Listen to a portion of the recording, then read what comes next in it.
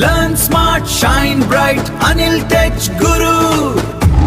Learn smart, shine bright, Anil Tech Guru. Learn smart, shine bright, Anil Tech Guru. నమస్కారం. ఈ విశ్లేషణలో TET అంటే TET పరీక్ష రాసిన అభ్యర్థులందరికీ ఉపయోగపడే ఒక ఇంట్రెస్టింగ్ అండ్ చాలా ఇంపార్టెంట్ టాపిక్ గురించి మాట్లాడుకుందాం. అదేంటంటే ఎగ్జామ్లో వచ్చే అదనపు మార్కులు, అంటే ఈ యాడ్ స్కోర్ని ఖచ్చితంగా ఎలా సాధించాలి అనే దాని గురించి ఇక్కడ స్పష్టంగా అర్థం చేసుకుందాం. కాంపిటిటివ్ ఎగ్జామ్స్లో ఒక్క మార్కు కూడా ఎంత వాల్యుబుల్ అనేది ప్రత్యేకంగా చెప్పాల్సిన అవసరం లేదు కదా. అయితే ఇక్కడ అసలు ప్రశ్న ఏమిటంటే, కేవలం స్పెల్లింగ్ తప్పులకు కూడా యాడ్ స్కోర్ ఎలా వస్తుంది? ఎగ్జామ్ పేపర్లో ఉండే చిన్న చిన్న స్పెల్లింగ్ మిస్టేక్స్ వల్ల నిజంగానే అదనపు స్కోర్ వచ్చే ఛాన్స్ ఉందా?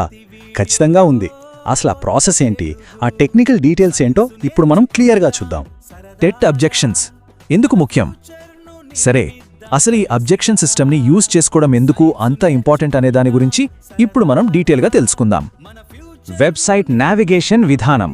ఇక్కడ ఆన్లైన్లో అసలు ప్రాసెస్ ఎలా ఉంటుందో స్టెప్ బై స్టెప్ చూద్దాం.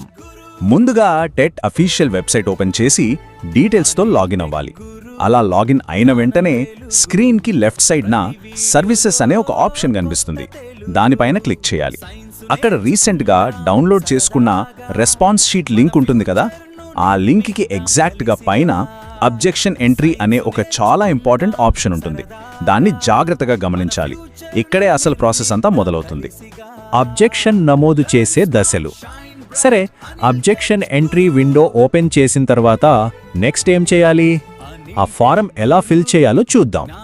ఇక్కడ అత్యంత కీలకమైన అంశం ఏంటంటే, ఆ డేటాని చాలా యాక్యురేట్గా ఎంటర్ చేయడం. ఫస్ట్, తప్పుగా ఉన్న క్వశ్చన్కి సంబంధించిన క్వశ్చన్ ఐడిని కరెక్ట్గా సెలెక్ట్ చేసుకోవాలి.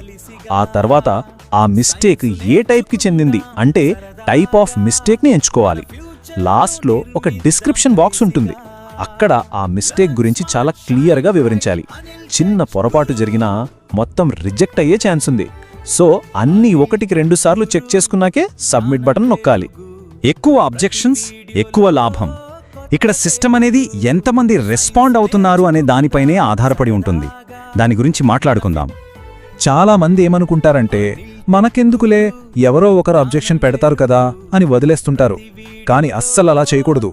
ప్రతి ఒక్క అభ్యర్థి కూడా తమ సొంత అకౌంట్ నుంచి లాగిన్ అయ్యి అబ్జెక్షన్స్ రైజ్ చేయడం ఇక్కడ చాలా చాలా ముఖ్యం. లాభం చేకూర్చే ఏ ఒక్క ప్రశ్నను కూడా వదిలిపెట్టకూడదు. ఇలా అందరూ ఇండివిజువల్గా అబ్జెక్ట్ చేసినప్పుడే ఆ ఇష్యూకి ఒక వెయిటేజ్ వస్తుంది. చెప్పాలంటే ఇదొక రకంగా గ్రూప్ ఓటింగ్ లాంటిదన్నమాట. ఎక్కువ మంది అబ్జెక్షన్ రేస్ చేసినప్పుడు మాత్రమే వాటిని కన్సిడర్ చేయడానికి అవకాశం ఉంటుంది.